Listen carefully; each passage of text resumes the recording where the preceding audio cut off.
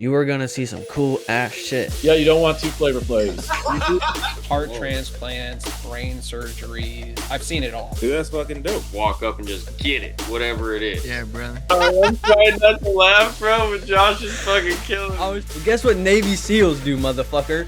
They communicate and they're on the same fucking page. Whoa. 3, 2, 1. We're rolling. Welcome, everybody, to the Happy Hoodlums podcast. It's your host, the Happy Hoodlum himself, Mr. Kemper Woodruff. We have the Meat Fortress, the Man of Steel tonight, Mr. Zach Sampson, and our dear friend, Miss Lesley. And do you want your last name said? You know, you don't have to.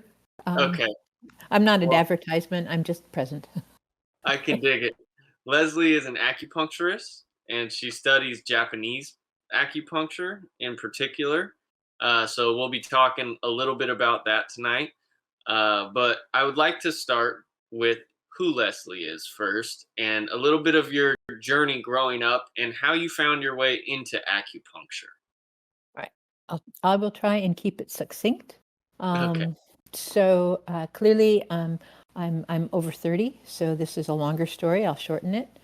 I'm born in Liverpool. I'm an immigrant, and we landed eventually on the West Coast. And my little sister was born soon after we arrived, and she has cerebral palsy, which is a neurological disorder, and she can't talk, and she has trouble with mobility. And when I was just before she was born, I really wanted a sibling. And I had an imaginary friend, and her name was Sister Sylvie. And I was waiting for Sister Sylvie to arrive. And when she got here, and she wasn't very, she didn't grow properly. She didn't, do things. She was, very slow to be my Sister Sylvie. And, I carried her. I've carried her from pretty much the day she came home, one way or another, literally or in any other way. I'm now her legal guardian, and so many things about my sister are so profoundly beautiful. She only has a right brain to work with. Cerebral palsy is actually an in utero stroke, so you end up hemiplegic, just like a stroke would affect someone who's has a brain bleed. And so she lost most of her left brain and has mostly right brain. And mostly right brain is it's like the ultimate connected to everything all the time kind of brain. And so she's intuitive, beyond intuitive, and remarkable in so many ways. But, her limitation is that damage means she can't speak. So she and I came up with her language, the language that she and I developed and that she teaches to others as best she can. Yet, when we're together, we laugh.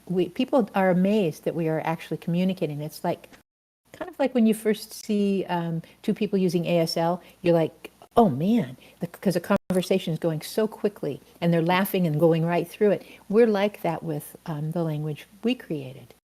And when I was little, I wanted to be an obstetrician because they told me that something went wrong when she was born. So I thought, I'll be an obstetrician and I'll make sure nobody has this happen to them.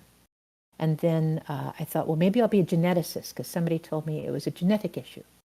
So here I am, I'm reading books about genetics. I'm 11 years old and I'm just determined to discover what's going on. And then I read a book about an obstetrician and I oh, that's really where it's at. So then I go, and eventually I get closer to things, and I volunteer at the OHSU, neurology, and the neonatal area, and babies really in trouble in the neonatal, and then neurology, people also having issues with brains, and I thought, oh, these are my two areas, right? And what I found was that the way that Western medicine was working with people didn't make any sense to me at all, and I didn't want to work that way. And why I knew that was not sensible was because when my little sister when we figured it out, and she was diagnosed at a year old, our family ended up, it dissolved the marriage. It was pretty sad for all of us. But the issue that broke my parents up was the insistence that doctors were saying to my mother and father, put her in an institution. She will never see you. She will never talk to you. She'll never walk. Just, institutionalize her, and your grief will be, one and done. And my mother couldn't do it. She just couldn't. And it broke the family. But then an angel arrived, a woman who had trained at the Domen Delicato School of, Human Potential. That's what it's called. Domen Delicato School of Human Potential. And their thing was they had developed a way that we now know and call shorthand is called patterning. And it was developed for people who survived a stroke.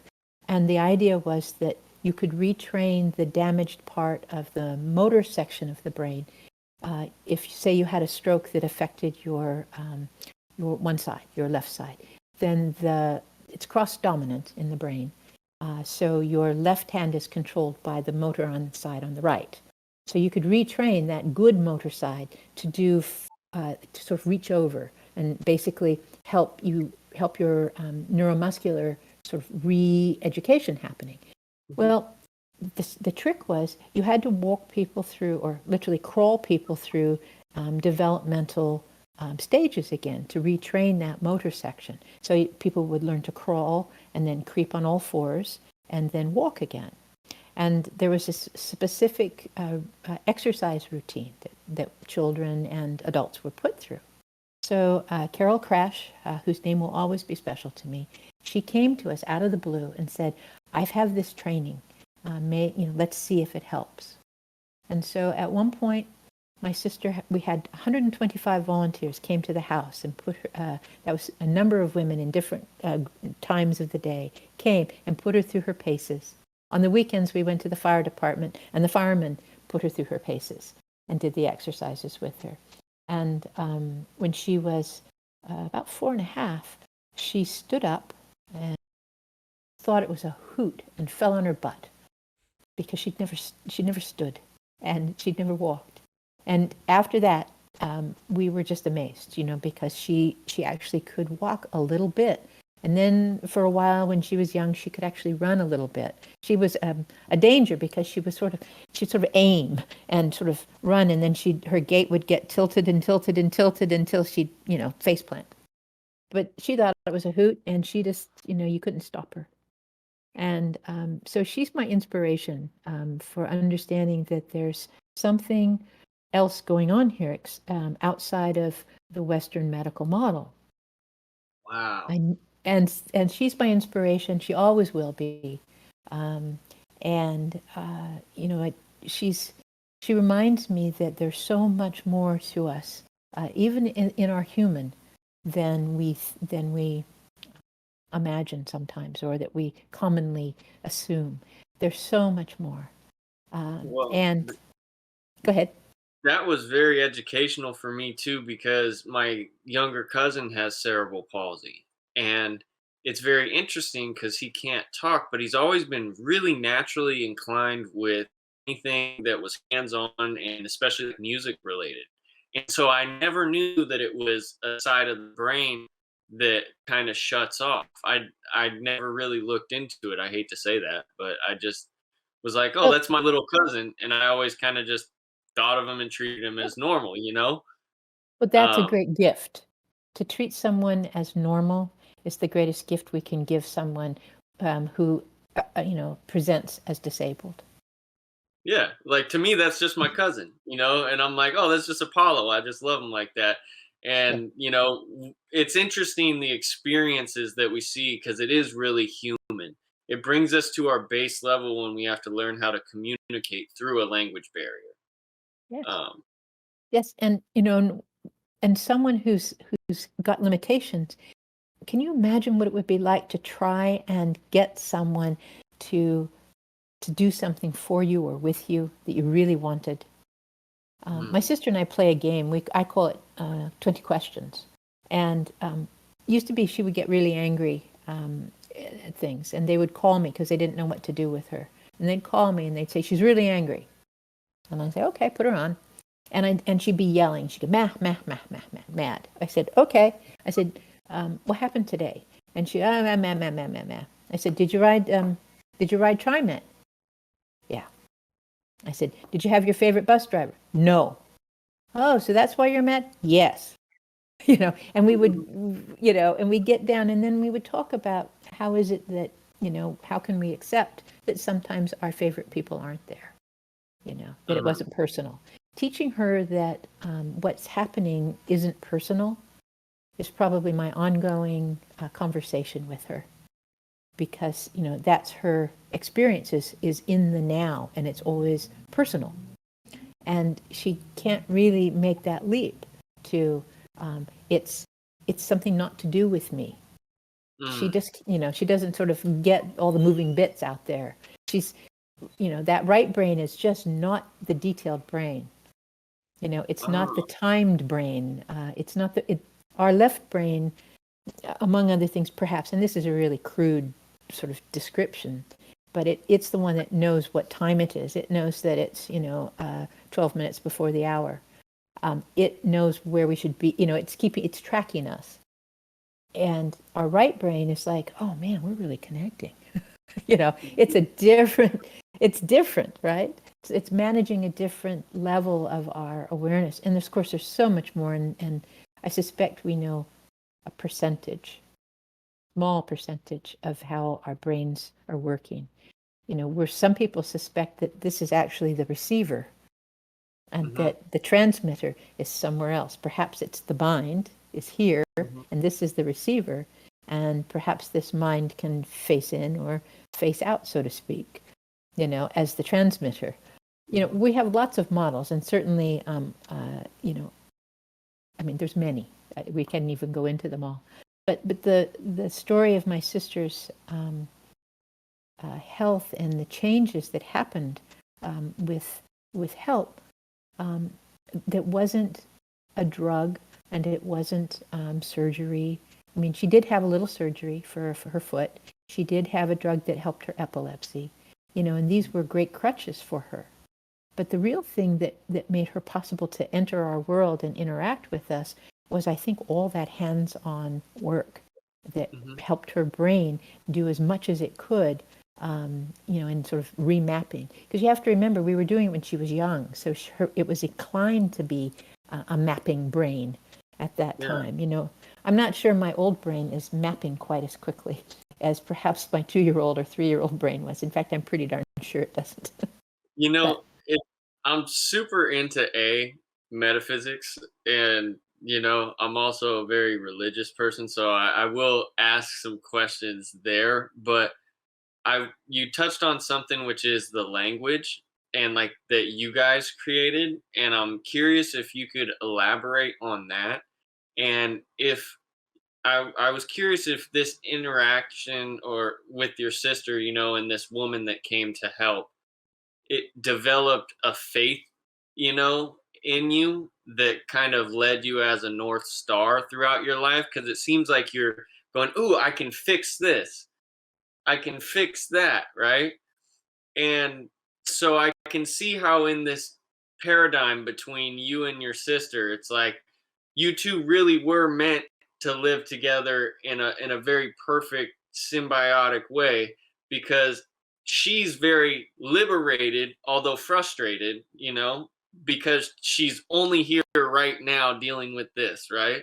Which is like, what a beautiful way to live in a weird turned around way. Like, there's so many people that can't get out of their head because of that left brain taking over. And yet here you are, super sophisticated and trying to figure out and kind of debunk how I can bring more life into this world through me, in our relationship. So, yeah. And you touched on something that I think probably was the beginning of my experience with faith, because not only was Carol Crash extraordinarily gifted in working with not only my sister, but back in the old days, there was an institution here in Oregon called Fairview, and I went with her as a very young girl and helped her work with people in Fairview. So what did I see but the very institution my sister would have been placed in? And it's just like something out of Cuckoo's Nest. It's just the walls were, institutional green, gurneys, people strapped on them in their waist, writhing with either pain or just, grief and crying at only, you can only imagine that it was the anteroom of hell. It was so impactful. That's a bad word. That's not a useful word for me. But impactful, I guess, is a good enough word. It hit me hard. It touched me. And it had a huge impact. And Carol helped me understand a lot more about suffering in those visits. And that my job was to alleviate suffering. And that she gave me my first sort of spiritual mandate, which was to alleviate suffering. Because she showed me that's what she was doing. And so emulating her all of my life is alleviating suffering, which is part of the reason, not even part of, it's a significant chunk of the reason why I love my teacher, Kiko Matsumoto, so much, is because from where she comes from, her job is to alleviate suffering. And she operates with that same North Star. And so you asked about, that North Star, and that's where it is in me. And so alleviating suffering can take many, many forms. Clearly, the idea of, my sister and I developed this language as kids. We were children together. And so in children, it's well known, twins develop a twin language. Those sorts of things aren't unusual. And siblings often have, code and things, Yeah. But my sister and I developed a structure, an infrastructure for her. She could, I could ask her questions in such a way that she could tug me into the right zone, if you will. And I can, and I could just touch something and she'd say no, and then that's off the table. And then we sort of would have this sort of quick back and forth of how close am I to the issue, or what do we want, what are we talking about? And, we also did lots of interesting ways of learning together that are, I look back and I think, how innovative was that? Like I had this bag, and it was one of those, you pull the string and it closes, kind of like an old purse type thing. And in it, I put different kinds of cloth, like corduroy and cotton and velvet, and I put them in the bag. And then she'd put her good hand, her left hand, into the bag, and I'd say, find the corduroy. And she would look for the fabric in the bag and pull it out and show me corduroy. And she would laugh because, of course, she could always get it pretty much. Or she would get it wrong, and she would just think it was a hoot. And we'd put it back in, and we'd get it back out. I did it with shaped objects, the round thing, the square thing, the pyramid thing. We did it with all sorts of objects because we often found ourselves alone. My mother worked, in order to have all those people in our home, my mother worked the 11 to 7 swing shift at a hotel as the desk clerk. And so she would come home and sleep, and I'd get my sister ready for the short bus, and then I'd go to school, and then my mother would take her off the short bus and get her ready, and then a babysitter might come later to sort of make sure we were okay for the night. And so we had these often passing, the responsibility back and forth.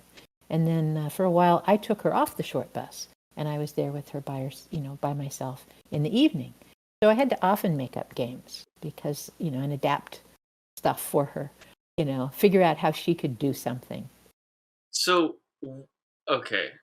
So that's the language. That's the language. The language is kinesthetic. The language is has shorthand in it, like little code words in it. And the language also has, we focused on something and we'd try and figure out how she could do it. And I think, it occurs to me that giving her, kind of like Apollo, I bet you the things that he can do, he is like totally stoked to show you he can do them.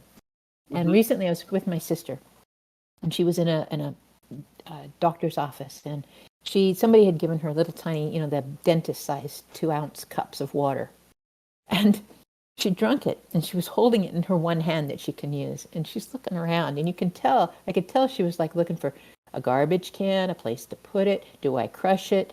Who do I give it to? You could see she was like looking for a solution to this. And so she moves pretty slowly. So I saw her, and I could tell, she decided to put it on the edge of the doctor's desk, right? And you can see her slowly going there. Well, it's one of those things that when she does something like that, it's almost like an invitation for the doctor to notice her and interact with her. It's kind of a trust thing, She's going to trust him. She's going to put it on the edge of his desk, and she's going to wait and see what happens. I could see the whole thing, unfolding. Only one of her caregivers who's there jumps up and goes to take the cup from her. And I said, stop. And I said, let her do it herself. Making faces at me. And April continued. She put it on the edge of the desk. And she thought, she not only now, since I'd yelled, so to speak, the doctor now knows what's going on a little bit. She knows, and they start talking. And then April, my sister, includes me, and then we're laughing together. And the doctor and I are old friends, and so we're back and forthing. And she's now in. She's on the inside of the circle. And what I thought about later was one of the things that we take away from people by doing something for them is we take their dignity. That's why we got this homeless shit show. We take away the dignity of people when we think we're going to rush in and help them. That's the battle cry of the dignity stealers. I'm just trying to help. Oh, watch out for those people. Anyway, so I once had I have a friend who she and I once were talking of a mutual friend who was struggling, and we were kind of wondering, should we, what do we do? And she said, I would not remove from her the dignity of her struggle. And I said, oh my gosh, that's a T-shirt, man. That's a T-shirt. And she's South African, so it all came out the right way, and with that beautiful sound. And I was thinking about it the other day and realizing with my sister that taking that cup from her was taking away her dignity. And when we take the dignity of someone, we are taking, I think, part of their soul, because the currency of the soul is dignity. It's because we talk about worth. Somebody will talk about self-worth, and or how do I get self-worth? I'm not sure that the equation works that way. I think that our sense of self, our ability to act and have agency, is what we get dignity. As the currency of that action. We trust ourselves. It's like when you're a little kid and you finally ride the bike. You now trust yourself to ride the bike, and it's a kind of dignity, if you will. It's something you do, and you're sure of it, and that's what builds the soul. The soul it craves its knowledge of itself because it wants to offer that back to the one it loves. What created the soul? We don't know, but I believe the soul wants to hand it back with love. Look what I did with it. It's like when you give something to a kid and they make something. Look what I did, Mom. Look what I did. I just folded this origami thing. Look what I did. And we're using dignity and our own ability to build that for a purpose. We're built here for a purpose. And I believe that we are to reflect it back to the one who created us. And however we conceive of that, I believe that the currency, as I'm saying, is dignity. And to take it from someone when they are struggling, to do something for themselves, I think it's one of the egregious things we can do to another human being. is to take their dignity. Because, even if you imprison someone, you haven't necessarily taken their dignity because you're not doing something for them. You're just stopping them from doing stuff. But you're not doing something for them. Exactly. They still can build their own dignity. They can still, be the best at something while on the inside, right? They can You still build dignity. you are But, such a beautiful speaker. Honestly, well, thank you. very. But I was, but guys, I was just thinking about this the other day because of my sister and that little cup, and also just that we perhaps forget that we operate in what others much more brilliant than I am have called an economy of grace. In other words, sometimes, and it's easier for me perhaps at my age to see where something that was so hard for me brought me such tough lessons, and those tough lessons were exactly what I needed. And now that the fruit of those lessons I'm able to use to help someone else to what? Alleviate suffering. Because that's what I'm here for. And so there's an economy of grace, essentially, that says, yes, you're going to suffer. That's human. There's no way to get out of that here. We're going to suffer. What we do with our suffering is the thing that we probably should ask ourselves. If we just simply suffer, well, it's adding suffering to suffering, if you will. It's becomes our suffering becomes I wouldn't say pointless, but we're slower to get the fruit.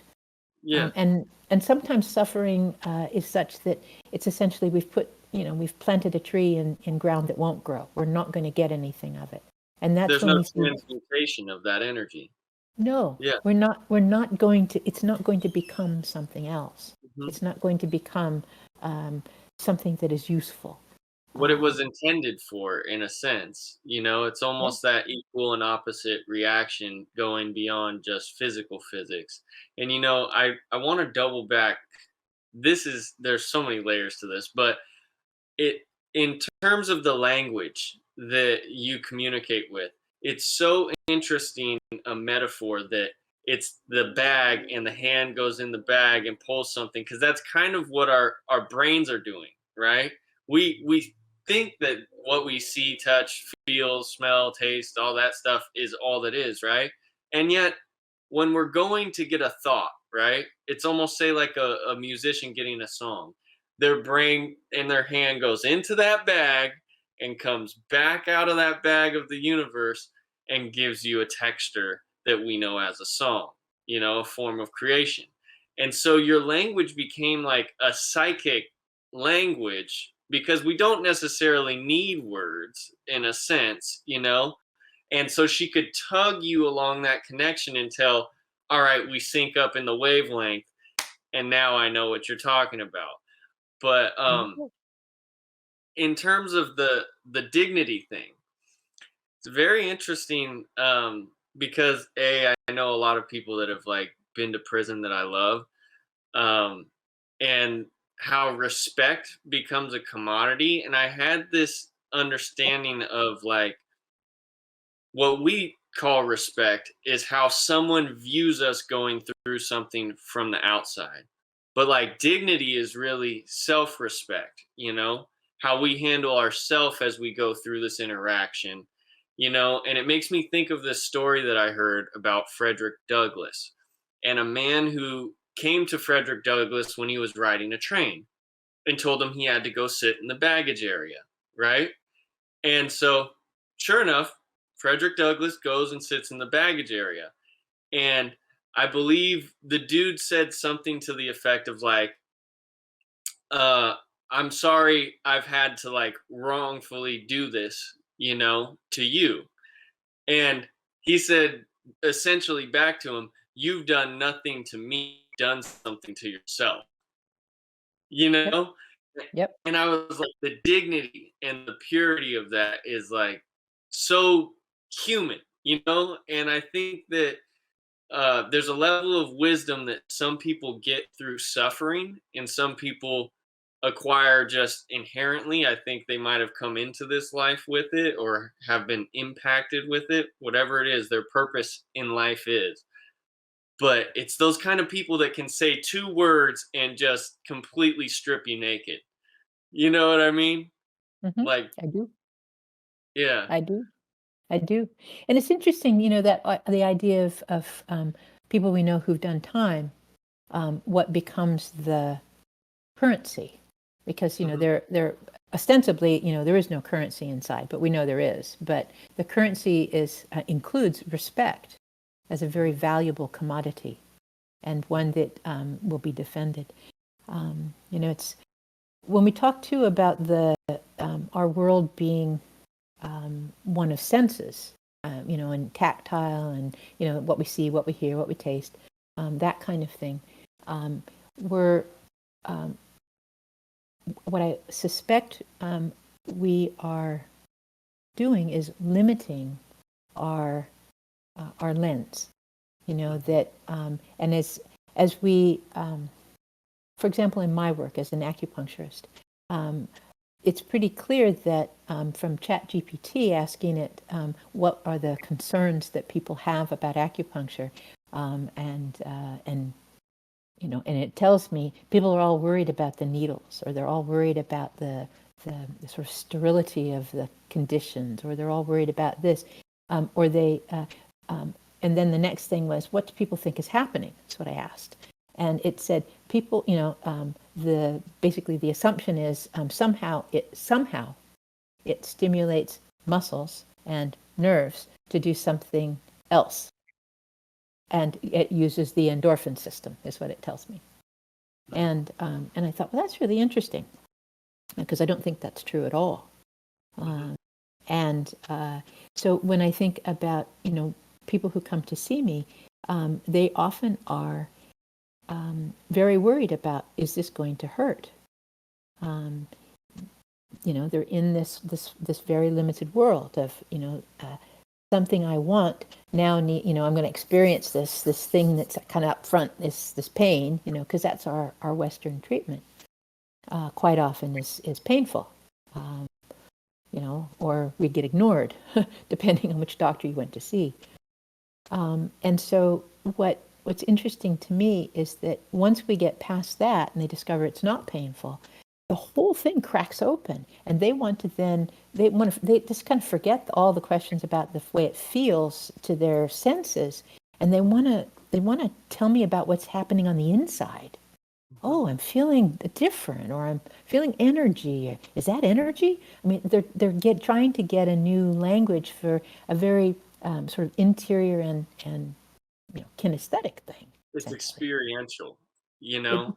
yeah, and I go I was ahead. gonna say, I think this is a perfect point for us to kind of transition into acupuncture and the benefits and things of it, and kind of Yeah, unraveling that ball of yarn. But I want to preface that with, I'm so appreciative of your depth of understanding, because the realm of causation, the causal realm, is really the interior spirit realm, right? At least that's how I've always kind of seen it. And then this exterior world is somewhat of a reflection of the projection of our consciousness, you know? that's probably one way that idea we were talking about earlier of the is this a receiver, and if this is a receiver, then what's the transmitter? Hmm. And transmitter, we perhaps might be talking about consciousness, because Hmm. that's where we might put creativity. That's where the connecting the dots might be happening, and this might be just sort of the database, if you will. This Yeah, might be Chat GPT, which is artificial intelligence, and this might be artificial consciousness, if we were to yeah, make the model, because we're not making artificial consciousness. We're experimenting with artificial intelligence. Now, what the DoD is doing, I have no idea, but they're probably working on the other one. So yeah. we don't It's know that. interesting. I see it as like, this is the filter of self awareness, right? Our present state of awareness of self. And that's why we're able to open up and widen that lens, right? when we become more receptive to this and take that observant role of what we're experiencing. And so, like, a medium like acupuncture might help somebody to, through their central nervous system or whatever, because we're kind of overstimulated, and so we get a little more focused on this body being the totality of our experience, rather than going into why am I Yeah. feeling what I'm feeling, kind of. Yeah, I am following you on that. You're really close to a slightly different language, but really close to some of the ideas I have about how I work and what I'm leveraging. But I feel like we have a very silent person listening. Hi, Zach. You doing all right down there? Yeah, I'm doing You're great. down. You're the below in my screen. Yeah, I'm just listening. I'm Yeah. taking it all in. Okay. Yeah. Well, feel free to interrupt me. I am interruptible. I'm able to carry on more than one conversation simultaneously. Okay. But we'll test me. All right. I So, told her that we'll be getting into some fitness related stuff, and that you'll probably have some questions of how this will play into health and exercise and physicality in a little bit. So when you get those inklings, throw something out there. Okay. Let's start, I guess, with Chinese versus Japanese and kind of go from there on the philosophies. That might help okay. us to step in. Okay. Okay. We'll back up one step, which is that as you and I were talking about just before we started recording, there really are two main branches of medicine philosophically. One is rational, which is the one we experience most often as Western medicine. Something causes something to happen. And some of that is simply straightforward experience. You fall, you break your leg, or you fall and this happens and the leg is broken. And that's a cause and effect kind of thing. And so that has a rationality in it.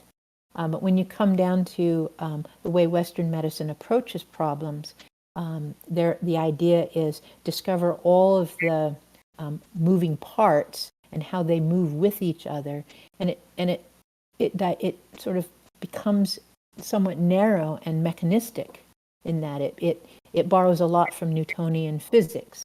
It's very Newtonian. It's very much I dropped the apple and it landed on the floor. Very much that kind of physics. Very much that kind of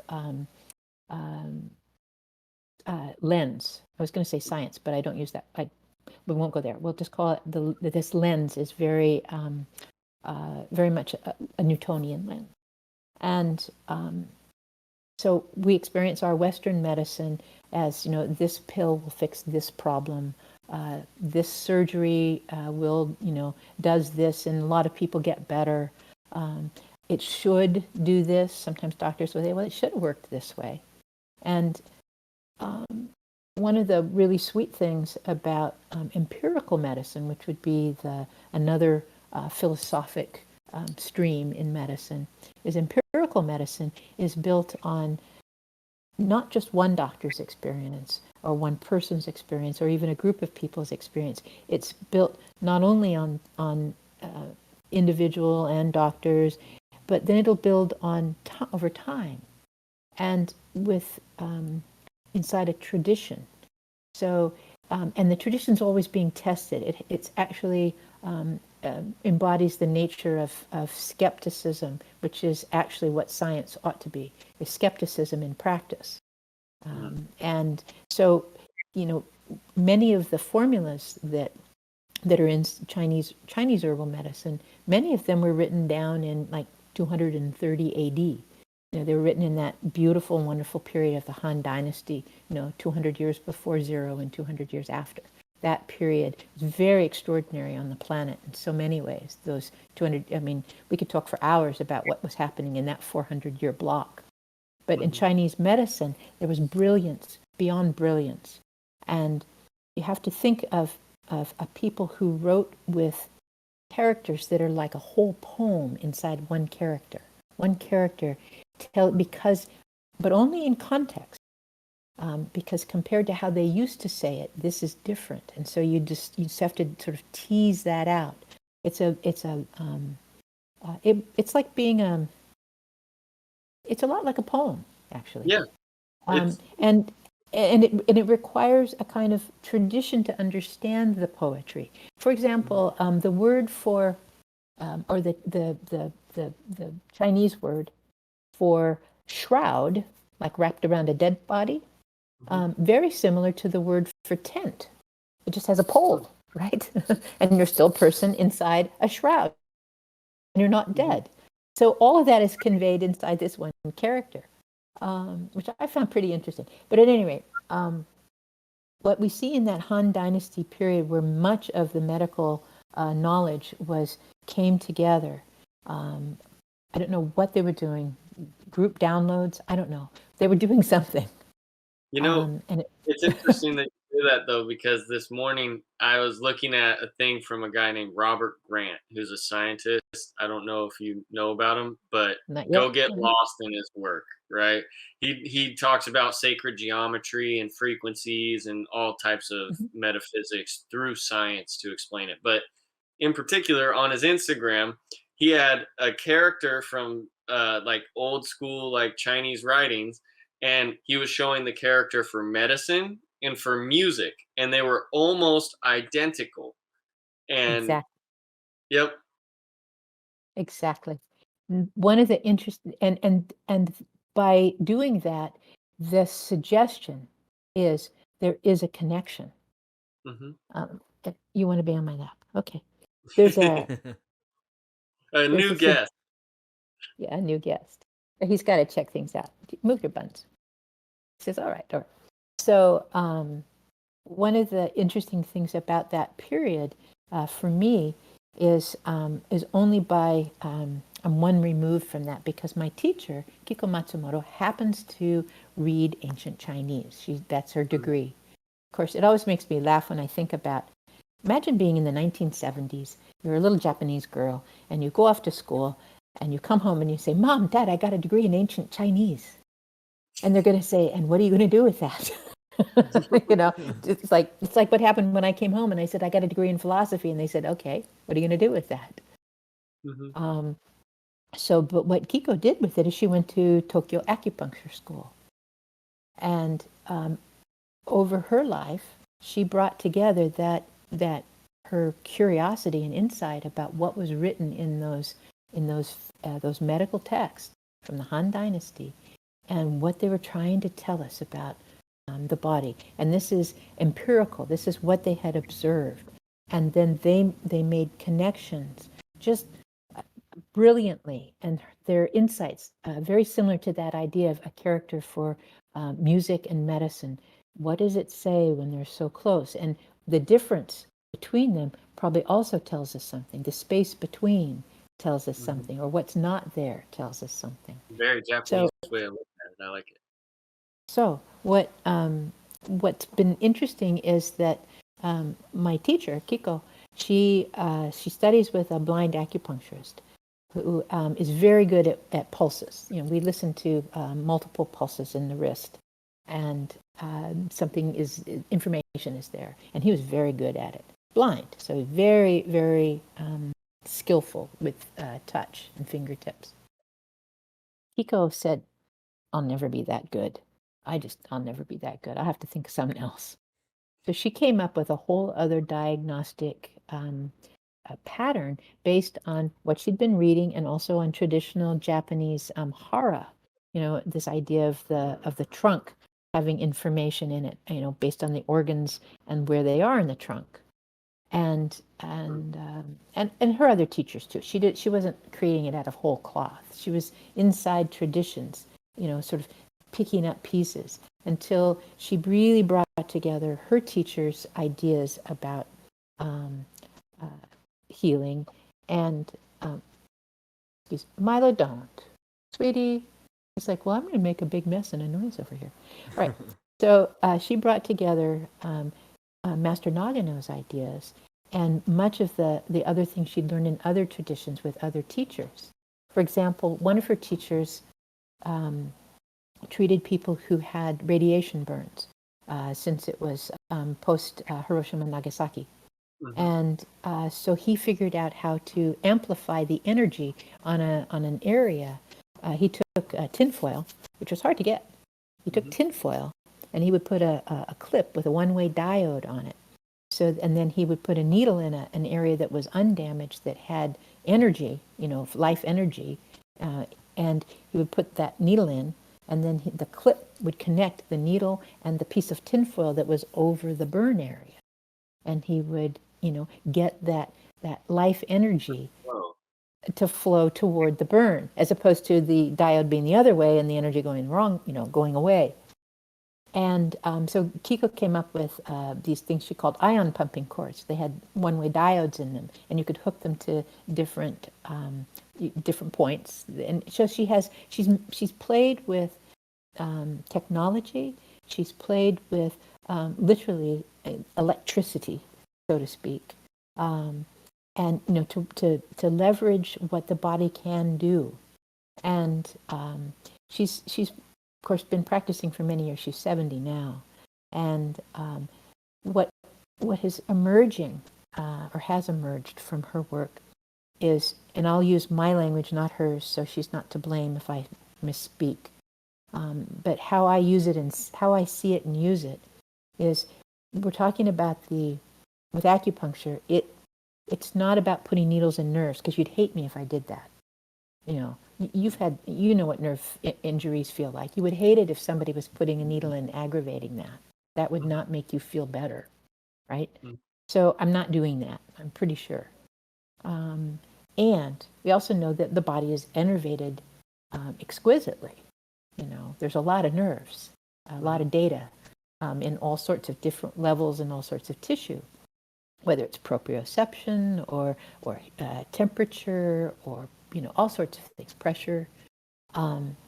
So what we probably are playing with, this is my speech, not hers, is the autonomic nervous system has two pieces we know commonly as fight, flight, or rest, restore, sympathetic and parasympathetic. And we know, if I gave you a few clues, you wouldn't even need many. You could look at somebody and go, oh man, you are pegged over in sympathetic. I mean, you're anxious, you're like waiting for the tiger to come through the door. You're clearly got, too much going on in the sympathetic side. Or you'd see somebody else and they don't really care about much. They like to sleep. They're kind of just, and they may be pegged stuck in parasympathetic. And both extremes. Oh. He's decided he wants my attention. Yeah. Milo. It's okay. Milo dropped something. You can edit that out. Yeah. Anyway, so we have these two systems, and you can kind of get a feel for when someone is kind of stuck in one. And ideally, I think we want flexibility. We want the ability to appropriately react. We want our, sympathetic, the blood flow to go to our limbs, to our eyes. We stop digesting our food. We're ready for the tiger. We're alerted to something. And you're on the range. You want to pay attention here. You're not gonna, take a nap. There's something happening. And similarly, we want the ability to sit down, put our feet up, and feel that sense of the nervous system is just, chilling. It's doing its thing. It's fine. We're rest, restore. The other name for that system is feed and breed. Because we all know that, we can't connect with another human being when we're thinking about the tiger. Or, what happens if somebody gets critical at a certain point. You're like, okay, man, it's over. We're not connecting. There's no feeding and breeding here. We're just, forget it. So we know that the nervous system has sort of a way of being in that. But what's talking to both of them? So I think we have a meta nervous system. And I think that's what my style of acupuncture is particularly good at accessing. Can you elaborate on the meta? I think there is, our nervous system works in nanoseconds. We know that, we've got, we see a rope on the ground, we think it's a snake, boom, we're, in It doesn't matter whether it's real or not. We're there. The amygdala knows in a moment, the moment we see it. And in fact, the heart actually sees it first. The heart rate will change before even the signal has hit. That's something else too. But we know that our system is, shall we say, fast beyond fast. But what if there's a system that's even faster? What if a system that is not just, if our autonomic nervous system is these two branches, well, we just called it autonomic nervous system, but we didn't say the autonomic nervous system controls both sympathetic and parasympathetic. We're kind of careful with that because we're not really sure that that's true. And I suspect that there's actually a meta system, one that has the ability to be fast in its fast in data and fast in response, and it's able to talk to both sides very quickly. And because I don't think the sympathetic side can say, yo, man, we need to relax. I don't think it can do that. I think it's only designed to monitor the tiger. I don't think it can say, dude, I think we should relax. It just can't. And I don't think the parasympathetic sides can say, man, I think we should get excited. It's just not, that's not the dialogue that makes sense to us. If I say it that way, you go, sounds kind of peculiar, right? Does it? No. But what if there's a meta system that's quite aware of where the two halves are at, and is able to say, all right, I can see you need to chill. But it's not going to push the parasympathetic system to overcompensate. It's not going to, it's going to instead, I think, so there were two so it's a teeter-totter, sympathetic, parasympathetic. The meta system is going to say, I see what you're doing, man. I see it. Okay. Oh. And then they both kind of, they put their feet down on the ground, and the two kids are like happy, And then they say, okay, let's go back to conversation. And then they go back, and then the one kid says, oh man, I can make you fall off. Boom, and then it all goes wacky again. But what we probably have is like in the case of the teeter-totter and the kids, it's kind of like a parent saying, hey, guys, just like take it down a notch. And that's kind of my sense of it. And I just know how to make it work too. Which I'm not just theory. I know how to make that work. People literally, today, someone came in just, everything wrapped around the axle, just unable to see her way out of the story and the way her body felt and the crunching in her chest and the circumstances and everything. And by the time she left, she was breathing again, and she's okay. I got this. I think I can manage. So I guess my question is, what in particular do you think is like the parent or governing that? Would you call that the superconscious or the spirit? And I'm curious about this, just to kind of preface where I'm coming from. Okay. Is I studied yin yoga under two teachers, Matthew Schulman and Sarasvati Hewitt. And so I got a very interesting understanding, because Matt taught kinesiology and the yogic philosophy, and then in regards to PTSD and actually neuroscience, because that's what Sarasvati got her master's in at a place called Kripalu. Yep. And so she was talking about kind of the endocrine system and the vagus nerve and all the hormonal releases and production of stuff. And I have kind of a similar thought to you, in that it seems that those releases of chemicals and stuff, and your thought moves faster than the actual response, and yet the body knows before the thought has even registered. I have my own kind of philosophy on what we're really doing, and is this kind of everything being interconnected, I guess, is my whole thing.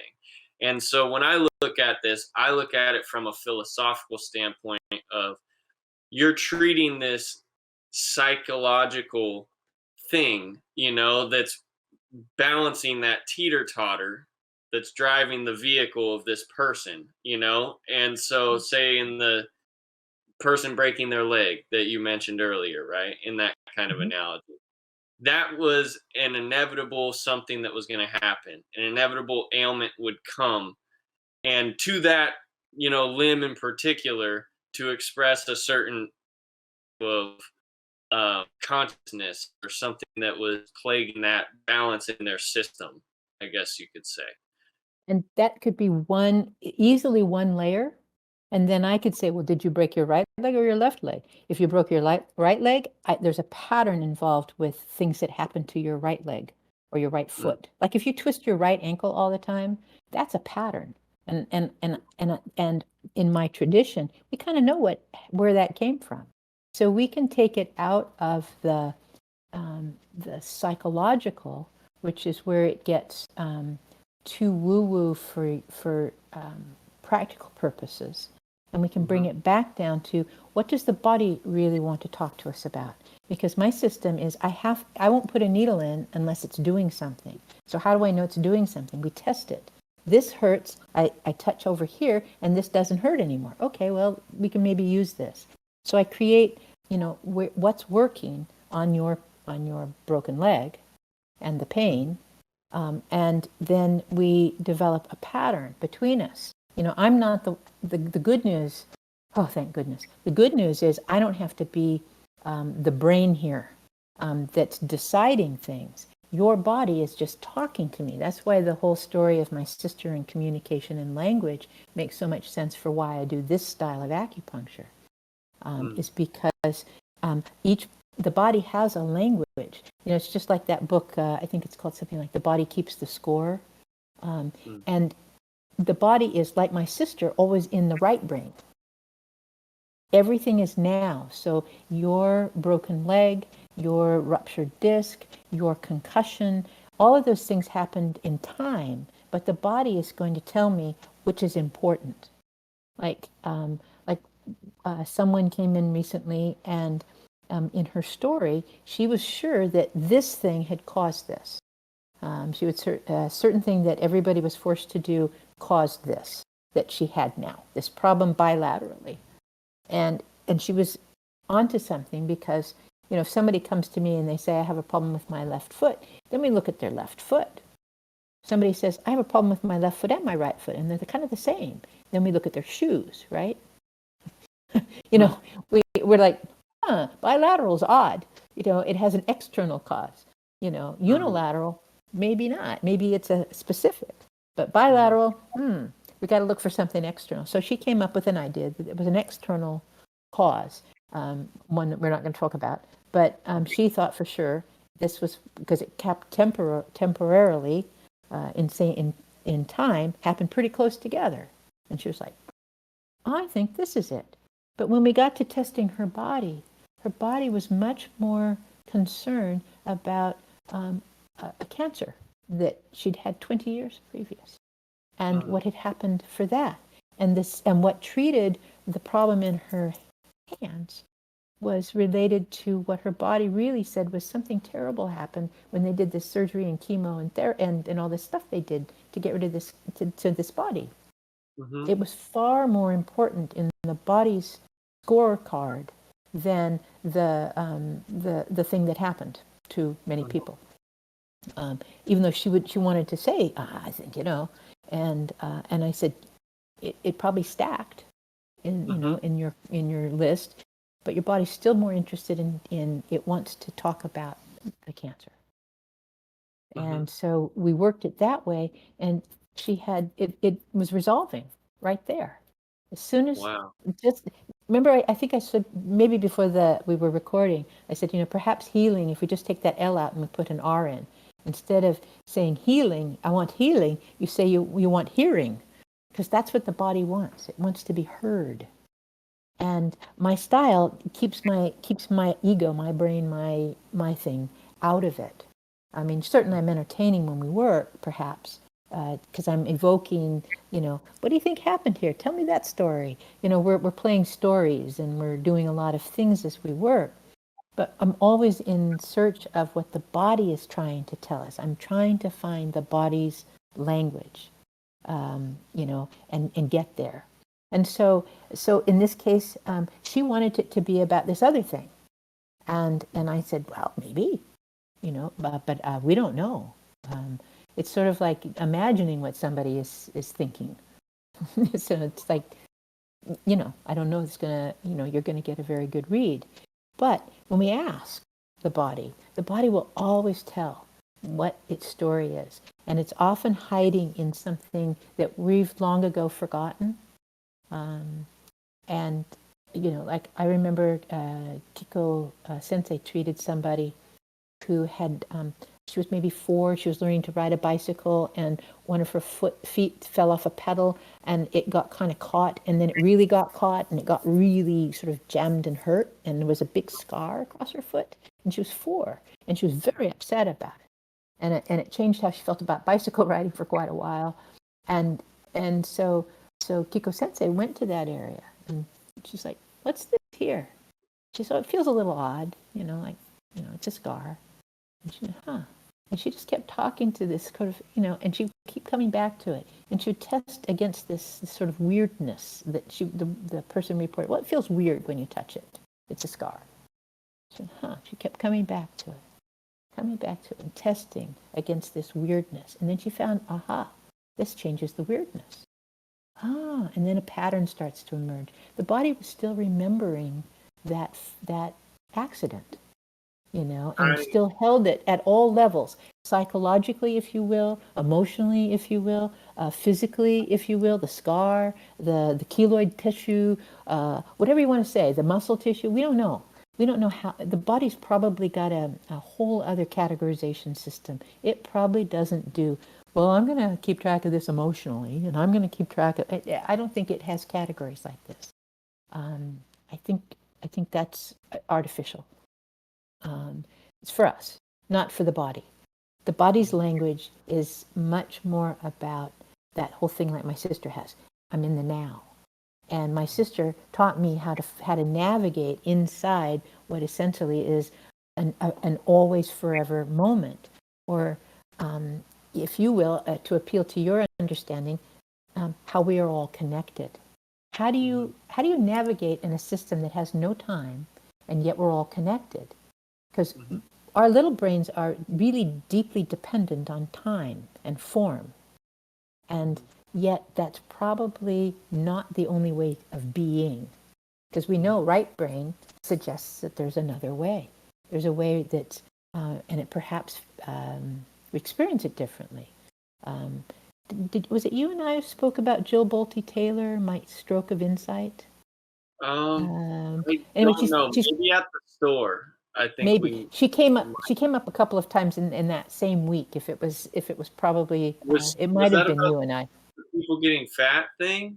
Oh no, that's another story I tell. Okay. But the Jill Bolte Taylor wrote a book called My Stroke of Insight, and she's a neuroscientist who had a stroke relatively young, and her experience of that, and as the stroke was happening, her brain was capable of doing sort of left brain things, like saying, I think this is an emergency, we should call somebody. And then the right brain would be dominant and be active and say, it's all good, we love everybody.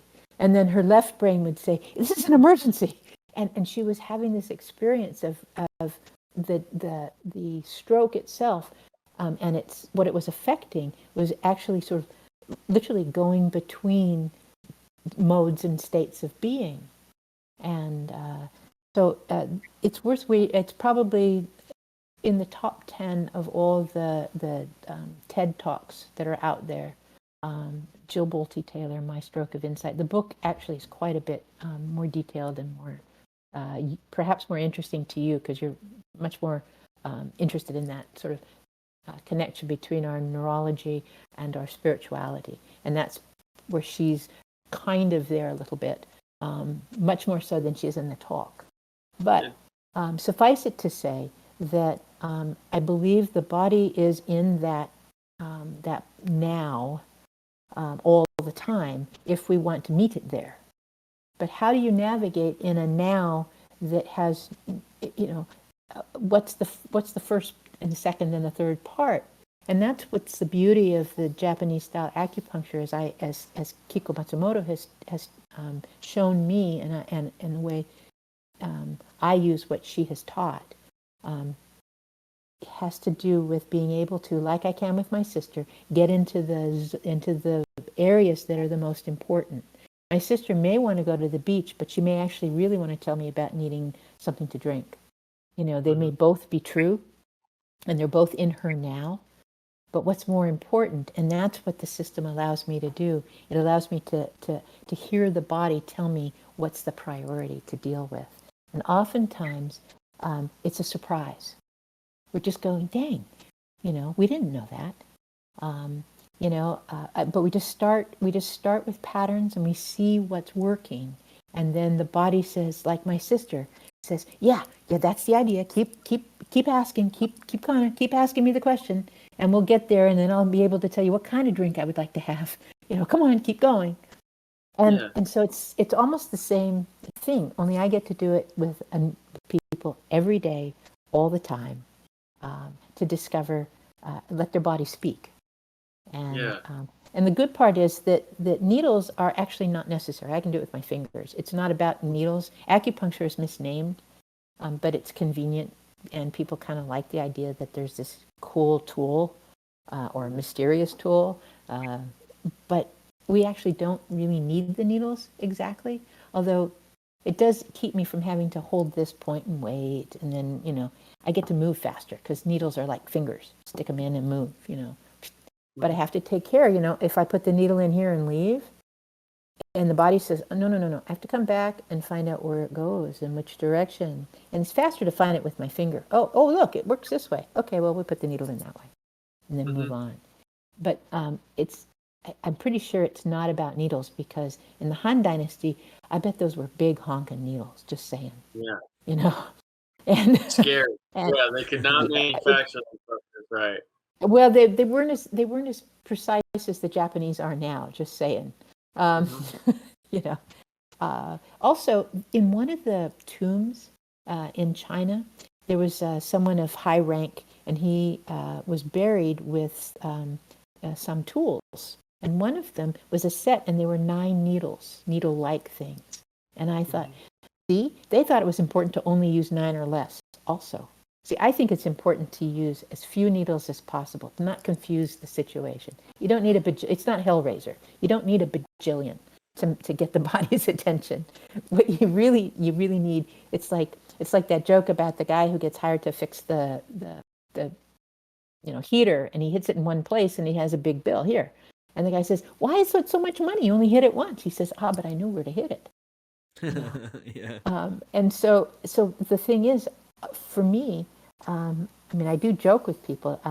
10 is par, and I like to see if I can be under par. I like to see how few I can use, not just because it's funny or amusing, although it kind of is at times.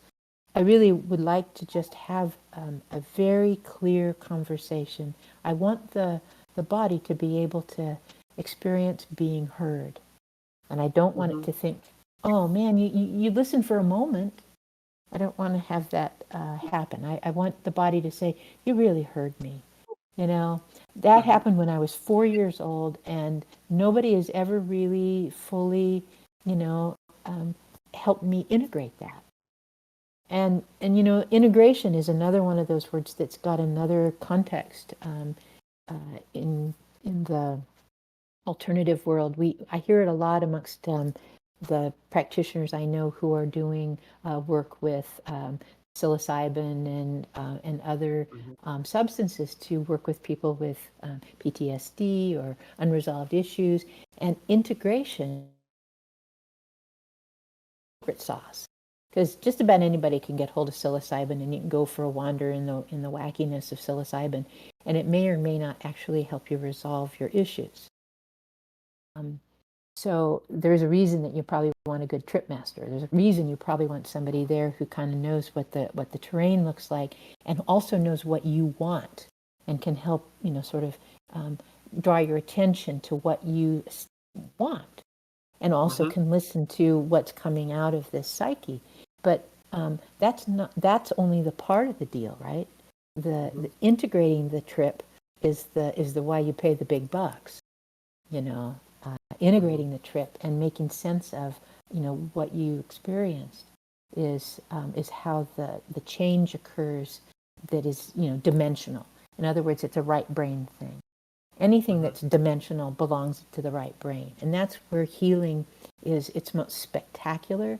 It's most it's speedy in the dimensional world. It's like that, and something literally because I've been practicing for over 20 years, and I've been in the alternative world for, okay, I'll age myself here, 37 years, licensed to do something in the alternative world.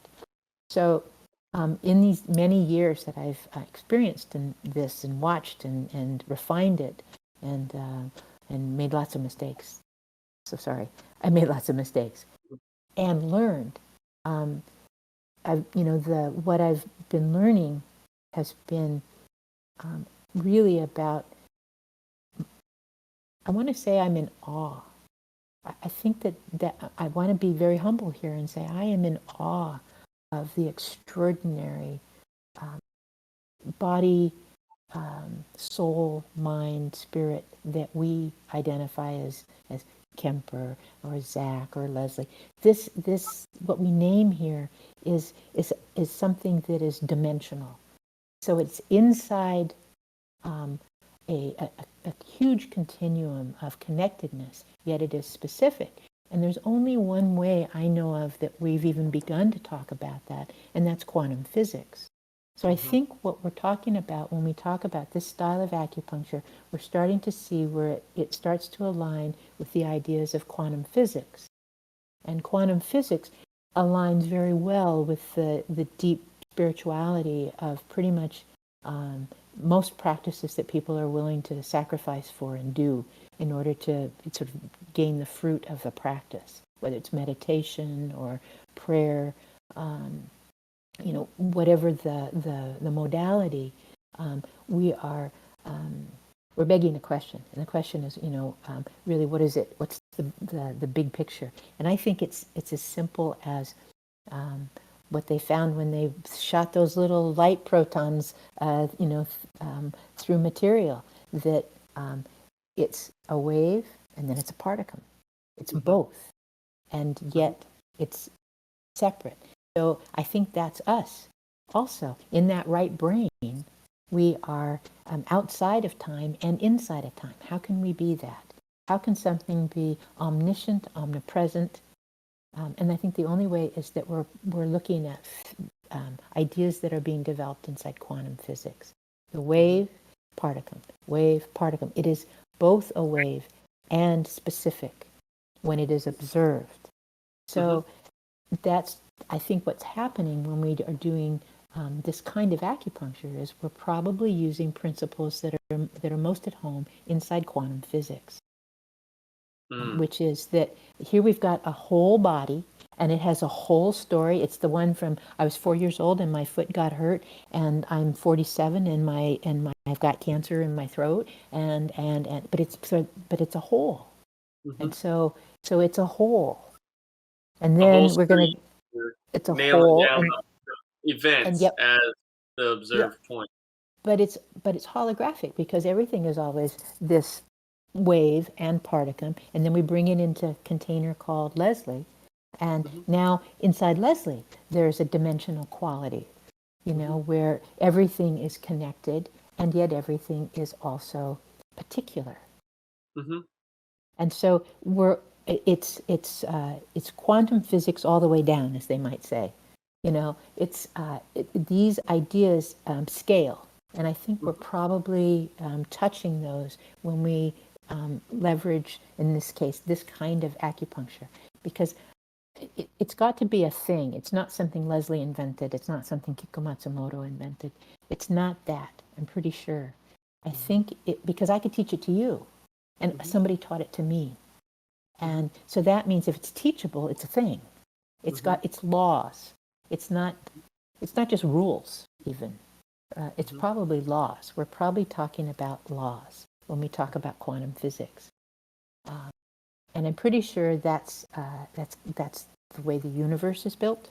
But that's only me speaking, and that's just from, but I have a feeling that's probably, I'm probably tugging at God's robe when I say, I think maybe this was your design idea, right? I Anyway. think about that stuff too. Have you ever heard of this book right here, The Keys of Enoch? Yeah, you betcha. Yeah, I'm reading it and it is blowing my mind because I totally agree about that like holographic universe thing. It's like if you look at anything, it contains the micro of the macro, you know? Always. But then we start getting a little bit lost in the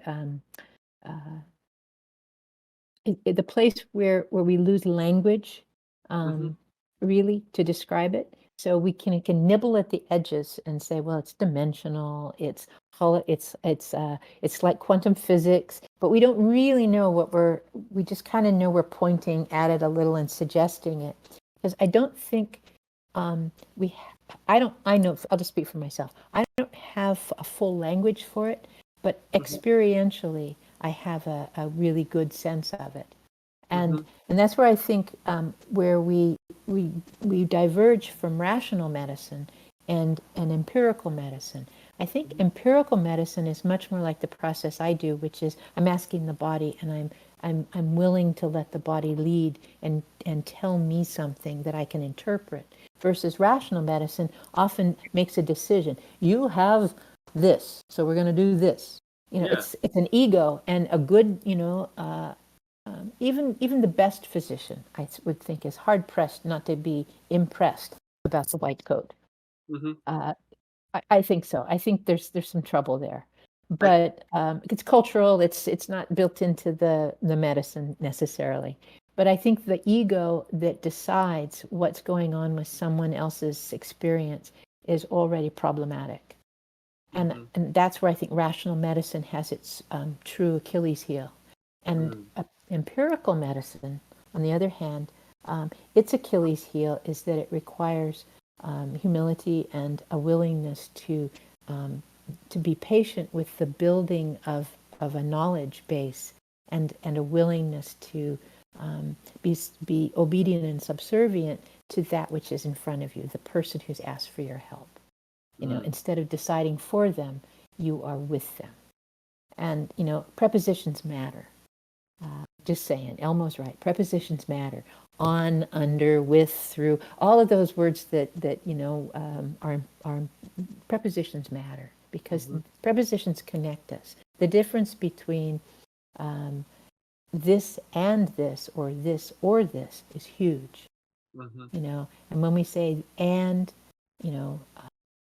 when we say prayer and contemplation, it's very different than the thing that happens when we say prayer or contemplation. We've already made them somehow distinct, but perhaps they're closer. It's a bridge versus a gate. Exactly. And I think spiritually speaking, the idea of a paradox, putting two things close to each other, is kind of built into many practices. It's a Zen koan, for example. That's where the friction is of holding two ideas that seem like they have to exclude each other, and holding them so close, you begin to find out, oh, medicine, oh, music, oh, is that a paradox, or is that oh man? And then you start working the space between, and I suspect that that's really where the juicy bits are, in the space between. And when you put two ideas close enough together, it's like I think that's where the spiritual rubber meets the road. But you've let me go on and on, Kemper. You've been really generous with the platform, and now I feel like we've got Zach with his chin down there and just checking on you, man. Doing all right? Yeah, I'm doing good. I'm kind of just absorbing everything and writing down small thoughts that I had as you were going on, and Some of the stuff like the body remembering things, it can be incorporate like talked about in not just like a fitness standpoint, but I also had an injury when I was a kid. It was a really bad right ankle injury, funny enough. And I had repeatedly hurt that ankle over and over after that. It was so bad that the doctors even thought I had torn ligaments in my ankle at one point early on before the x-rays. And every time now that I even slightly like maybe twist it the wrong way, my body like pauses for a second to see if pain's happening. Mm-hmm. And so it's like that was something that popped up into my head when you were talking about just the body remembering. Um, but the other thing was in terms of fitness is it's actually funny how fast the body can get back to a point. Like let's say I were to stop working out right now and not work out for 6 months to a year, and then I start back again. The rate that I would bounce back to where I am now is a lot faster than when I first started. And Yep. it's kind of funny how the body just remembers good and bad things all at the same time. Yeah. So that was in Well, my if head. you've, yeah, you know it in terms of working out. I've seen it in terms of addiction. Yeah. Someone who's been sober for a while, they go back to their drug and they're down, they're off to the races and in deep doo doo really quickly. The body remembers. The body remembers how to go to the deep doo doo really quick. Yeah. It also remembers how to align itself with with the hum of fitness too, of things working well together to a certain extent. Although I'll just give you a hint. You, how should we say it? You can definitely take a year off and get back to where you were. You can definitely do that, but you can't do that indefinitely. Oh yeah. In other words, you're only going to get so many, pass go get the $200 cards. Yeah. Mm. Sure. At some point, the resiliency changes in the human, and we kind of know that. We see that in our elders. We just the bounce goes out of their bungee. I mean, we just see it. Yeah. It's just going, it's gone. And there's no longer that reserve, and that's often the lack of reserve. Often, I see it in cases where all of those injuries have added up, and they're actually sort of occupying the reserve energy, if you will, maintaining the injury's information, if you will, occupies and uses the energy. And you can free that energy up by just talking to the body, and the body says, "Oh man, okay, I don't have." It's like, ever go through a gate and it squeaks, Yeah. and you see, and your hands are full, and you go, "Oh man, gotta oil that. That's annoying." And you go in and you put the groceries away, and you forget. And the next time it squeaks, and you go, "Darn, gotta do that." There's a whole section of the brain allotted to that kind of short-term gotta-do-it list. And I think the body has the same problem, as it were, with injuries. It's like, yes, the ankle healed, but it's still got there's a squeak there, there's a thing. And it'll still keep using energy, remembering it, trying to manage it at some level. Like when you start to injure it or you do something and it says, okay, check, does this hurt? Is this okay? Is this going to go sideways like it usually does or can do or. So one of the interesting things about right ankle injuries is I often see it in people who have issues with their digestion, especially people who end up with, for example, appendicitis or gallbladder removal. We often see those things run in the same basket, and we'll see digestive issues have often preceded the tendency to twist or have problems with the right ankle. You'll see them ride together, and there's a lot of those sort of things that as I say, they kind of ride together. Mm-hmm. There are patterns, So, and oftentimes people will just say, I'm just here because my right ankle is this problem. And I'll say, yeah, but what about here? And they go, oh man, I don't do that. That hurts, And so we fix that and the right ankle fixes, So I got things will, sorry? I gotta come to you. I've had so many crazy ass injuries in my life that it's like I cannot wait to see what you can map out of me just by Oh, going through cool. this story. Well, we will. We'll have fun, and I'd be happy to have that time with you, and then perhaps we'll do this again Yeah. when you've had the experience and have a sort of another insight about how it works. Because I know we're already to 9 o'clock, and we're kind of used up maybe a lot of our airtime. But some of the other subjects that if you should so wish to have your humble servant back again here. I'd be happy to talk about some of the things that I was sharing with you earlier about what I'm noticing about obesity and in folks. And I've been N of oneing around a certain kind of pattern, trying to see, what changes mitochondrial health. Because ultimately, there's a problem in this country that, and actually all over the world. I'm starting to kind of pick out little pieces that I think might be part of it. And I'm not alone. I mean, I'm not doing this. I'm not bushwhacking here, but I am in that sort of first front line of people who are questioning some of the received wisdom that has come out of the nutrition world. We've really been broken by much of that advice based on perhaps studies that maybe people fudged the results, or maybe they only gave us part of the data. Maybe maybe the mouse really did die, but they didn't want us to know. I mean, we don't know.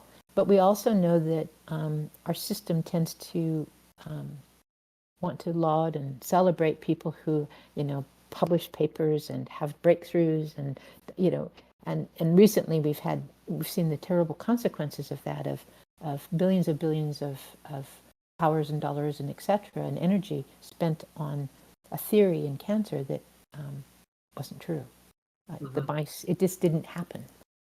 It was somebody made something up, not knowing the ramifications of that lie. And we see plenty of opportunities. We could go on for another hour or two just naming the lies that we've noticed so far in our short lives. And even just in the recent, even if we just kept it to our lives in the last year or two, we would still have plenty of things to say about the power of Promotion of well, deception. I was going to say propaganda, but just what we might be getting as recently, perhaps, is propagandistic. But even if we back up before it was so obviously had an agenda and a beneficiary of the agenda, there were many things that people perhaps thought were simply obvious good things that everybody should know. For example, I think one of the big boo-boos we perhaps made was we had two white substances. We had salt and we had sugar. And I think we messed up the data. I don't think salt's nearly as bad for us as sugar is. And I think we may have gotten those sort of vilified the wrong one. And because people self-regulate on salt, unless there's something metabolically wrong, we will self-regulate on salt, and we have a pretty narrow therapeutic window where we stop. It's about 3,000 milligrams. That's about it. People tend not to go for more if they don't need more. There's something wrong if they go over that number, and it's something interesting else when they go under the number. And there's consequences to artificially staying under the number, and there certainly would be consequences if you overate it without responding to it's too salty. So, but I suspect that we have been given many ideas that seem true for that mouse, but actually don't scale to human beings. And for years I just would say things like, well, if my grandmother wouldn't have known about it, I probably won't eat it. In other words, if my grandmother didn't know about, red Jello, maybe I won't eat red Jello either. I mean, I got kind of fanatical at one point and kind of tried to do a traditional diet, thinking that was the answer. And certainly, trying out different eating strategies is a really common thing we all do as humans. We're trying to crack the code. And similarly, the work I've been thinking about and messing with is a similar attempt to crack the code. I just feel like some of the ideas that I'd shared with you, about obesity and how it might be, isn't this curious?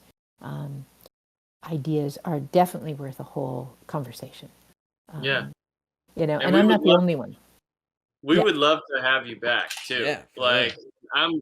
I'm serious about going and seeing what's up, because I've had, like my first car accident was when I was like 4.5, and we hit a tree doing 70, and I wasn't wearing a seatbelt.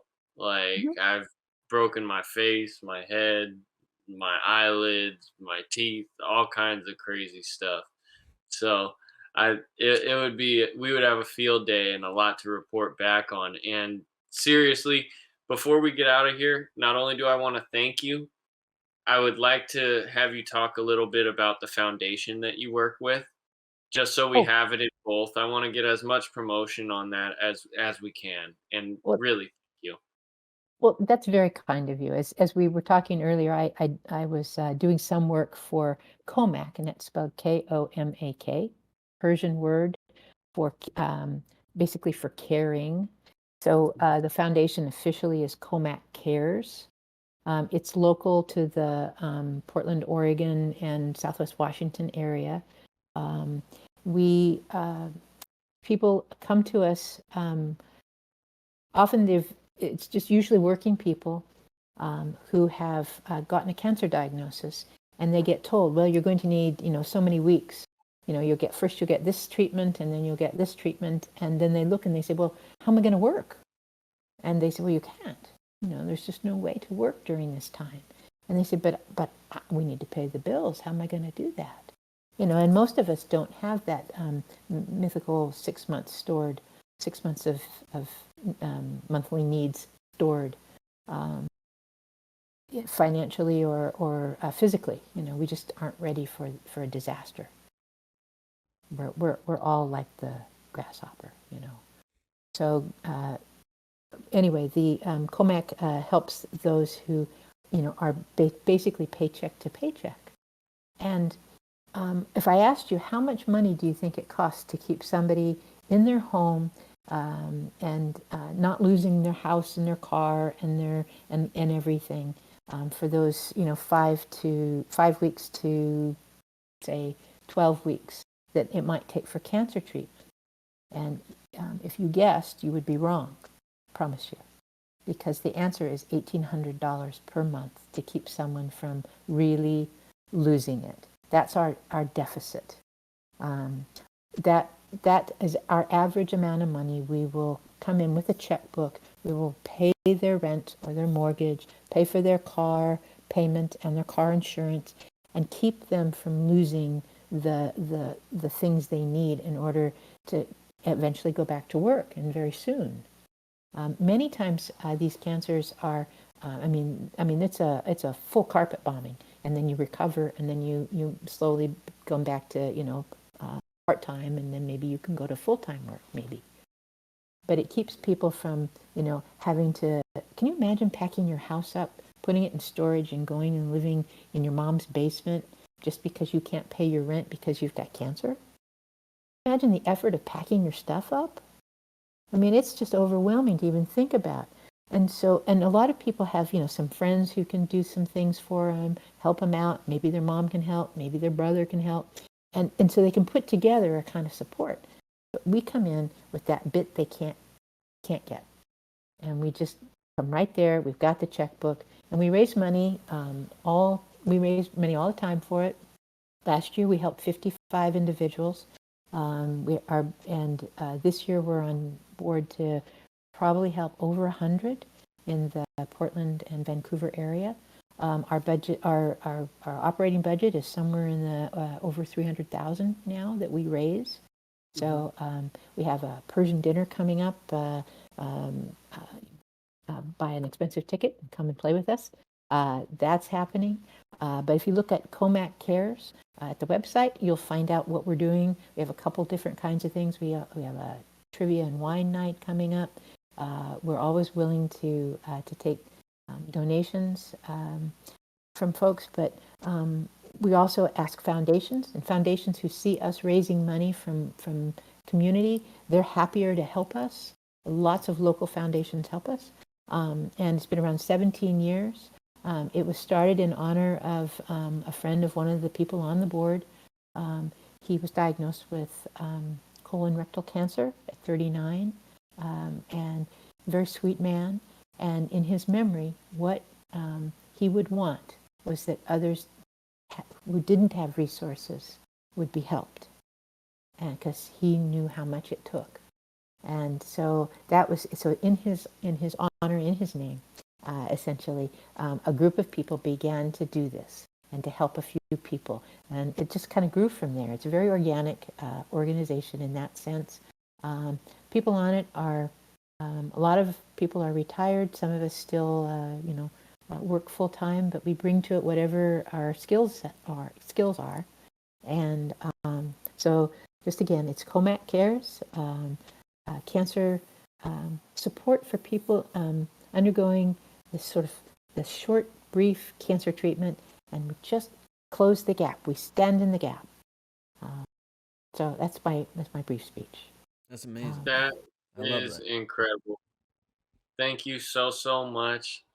And I don't know how to. I'm speechless for once. At the end of an episode, Oh man, oh man. you guys, you know where to find Lesley, and she's Artful Life Acupuncture.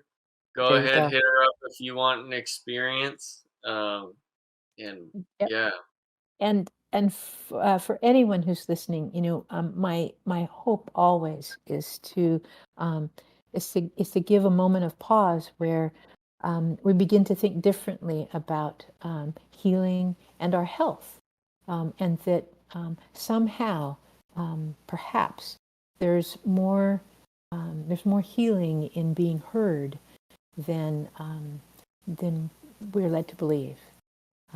And it's not, we could go on for much more.